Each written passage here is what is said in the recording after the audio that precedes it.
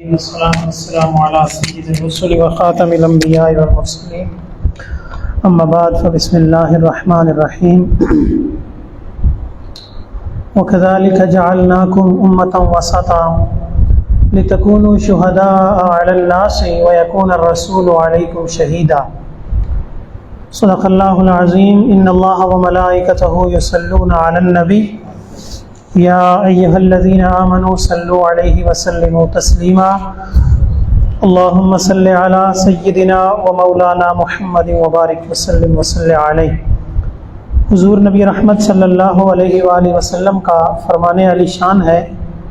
حضور ارشاد فرماتے ہیں کہ جس نے مجھ پر 10 بار صبح اور 10 مرتبہ شام کو ہر روز بلا ناغا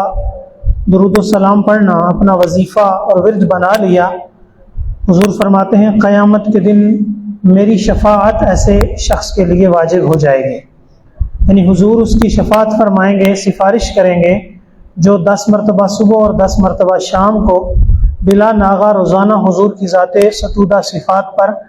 درود و سلام کے نذرانے پیش کرتا ہے۔ محبت سے بارگاہ خیر الانام میں ہدیہ درود و سلام پیش کیجئے۔ الصلاۃ والسلام علیک سیدی یا رسول اللہ، الصلاۃ والسلام علیک سیدی یا حبیب اللہ، الصلاۃ والسلام علیک سیدی یا نور اللہ وعلی آلک و اصحابک سیدی یا خاتم النبیین۔ قابل تکریم حاضرین سامعین و ناظرین، سورہ بقرہ کی آیت نمبر 143 موضوع ہے، جس میں امت وسط، معتدل، اعتدال، میانہ روی، قناعت، درمیانہ رستہ اور شریعت کا، اسلام کا یہ جو خوبصورت مزاج ہے کہ اسلام نہ تو افراط کو مانتا ہے نہ ہی تفریط کو مانتا ہے، نہ اتنا اکڑ جاؤ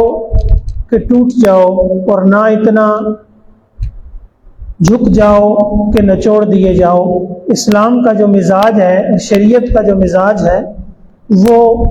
درمیانہ رستہ ہے، اور حضور فرمایا کہ سب سے بہترین طریقہ درمیانہ طریقہ ہے، اور سب سے بہترین امور اور کام وہ درمیانے طریقے سے کیے جانے والے کام ہیں۔ اس کے بعد اس آیہ کریم کا دوسرا حصہ جو ہے، فرمایا ہم نے تمہیں معتدل امت اس لیے بنایا کہ تم بن جاؤ شہداء علی الناس، لوگوں پر گواہ، وَيَكُونَ الرَّسُولُ عَلَيْكُمْ شَهِيدًا، اور اگر تمہاری گواہی کوئی نہ مانے تو پھر میرا عظمت والا رسول اس پہ تمہاری صداقت کی گواہی دے گا۔ آج کا موضوع اس بارے میں ہے۔ حاضرین محترم، پچھلی جو گفتگو رہی ہے اس میں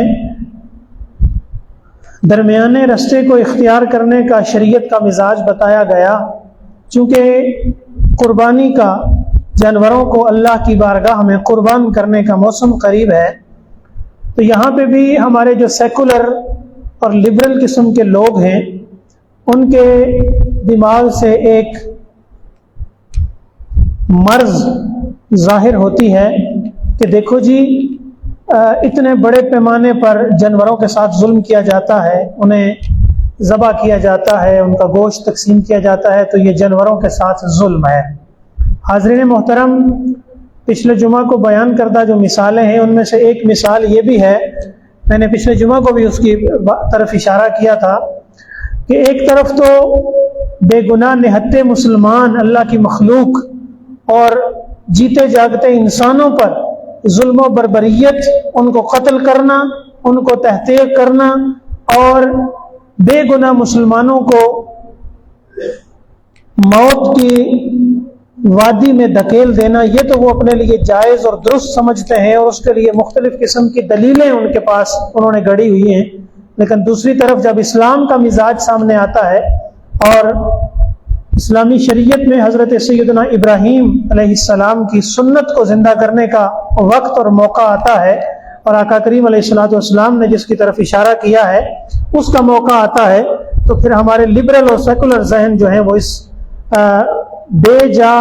اعتراض کو بھی سامنے لے کے آتے ہیں کہ دیکھو جی یہ جانوروں پہ ظلم ہے، حالانکہ دقیق نظری سے اور گہری تحقیق کے ساتھ اگر اس کا مطالعہ کیا جائے تو یہ جو گوشت تقسیم ہوتا ہے قربانی کے موقع پر، یہ یقیناً ان لوگوں کے لیے بہت بڑی نعمت ہوتی ہے جو اللہ کی تقسیم کے اعتبار سے پورا سال گوشت کھانے کی حیثیت نہیں رکھتے، اور رب تعالیٰ کی بارگاہ میں وہ شکر اور صبر کے ساتھ پورا سال گزارتے ہیں، تو ان کو ایک وافر مقدار کے اندر اللہ کی یہ نعمت کھانے کو نصیب ہو جاتی ہے۔ اور پھر پورے دنیا میں جہاں جہاں مسلمان بستے ہیں، جب یہ عید قربان کا موقع آتا ہے تو غریبوں کے اندر، جو ہمارے معاشرے کے وہ لوگ ہیں جو معاشی طور پہ کمزور ہیں، ان کے اندر دولت کی گردش کرنے کا ایک بہت بڑا رول کردار جو ہے وہ ہمیں دیکھنے کو ملتا ہے۔ آپ دیکھیں ابھی جو منڈیاں سجائی گئی ہیں جانوروں کو فروخت کرنے کے لیے، وہاں پہ ان کے چارے کا جو بندوبست کیا جاتا ہے، منڈیوں کے اندر جو ان کے لیے دیگر جو لوازمات ہیں جانوروں کے وہ، اور جو ہمارے کسائی بھائی ہوتے ہیں، کساب لوگ ہوتے ہیں، پھر آگے چمڑے کا کاروبار ہوتا ہے، یہ سارا جو قربانی کا پروسیس ہے، جانور خریدنے سے لے کر اس کی خدمت خاطر، اس کی ذبح، اس کی قربانی، اس کی کھال، اس کا چمڑا اور اس کی گوشت کی تقسیم ہے، اس میں ایک بہت بڑا طبقہ ہمارا جو ہے وہ ہے جو معاشی طور پہ کمزور ہے، اور اس معاشی طور پہ کمزور طبقے کے لیے یہ عید قربان جو ہے بہت بڑی نعمت کے طور پہ اللہ کریم نے اس اسلامی شریعت اور اسلامی مزاج کے اندر رکھی ہے۔ یہ جو سیکولر اور جو لبرل قسم کا ذہن ہوتا ہے وہ یہ اعتراض لے کے آتا ہے کہ جانوروں پہ ظلم ہے، تمہیں یہ ظلم دکھائی دیتا ہے، حالانکہ یہ ظلم نہیں ہے۔ یہ جانوروں کا تڑپنا تمہیں دکھائی دیتا ہے، حالانکہ وہ درد کی وجہ سے نہیں ہوتا۔ یہ شریعت بھی کہتی ہے اور آج کی میڈیکل سائنس بھی یہ بات پروف کر چکی ہے، وہ جو جانور چھڑیاں مارتا ہے، جب آپ اس کے گلے پہ چھری چلاتے ہیں تو وہ جو تڑپتا ہے، وہ جو بلکتا ہے، وہ درد کی وجہ سے نہیں ہوتا، کیونکہ جو اس کی پہلی دو رگیں یہ دائیں بائیں والی کٹ گئی، اس کا رابطہ اس کے دماغ سے کٹ جاتا ہے، اور دماغ سے جس جاندار کا رابطہ کٹ جائے، آپ اس کے جسم پہ کوئی بھی ظلم کریں اس کو وہ محسوس نہیں ہوتا۔ وہ جو تڑپنا یا بلکنا ہوتا ہے یہ گوشت کی صفائی کے لیے ہوتا ہے، یہ اللہ کی نعمت ہے۔ وہ جتنا جانور زیادہ تڑپتا ہے، اور آپ اس کی جو چوتھی رگ ہوتی ہے وہ ریشہ سا ہوتا ہے، اس کو جتنی دیر سے آپ کاٹتے ہیں، زیادہ ٹائم دیتے ہیں، سارا خون نکل جاتا ہے گوشت سے، اور وہ گوشت لذیذ ہوتا ہے اور خوشبودار ہوتا ہے۔ تو یہ درد کی وجہ سے نہیں ہوتا۔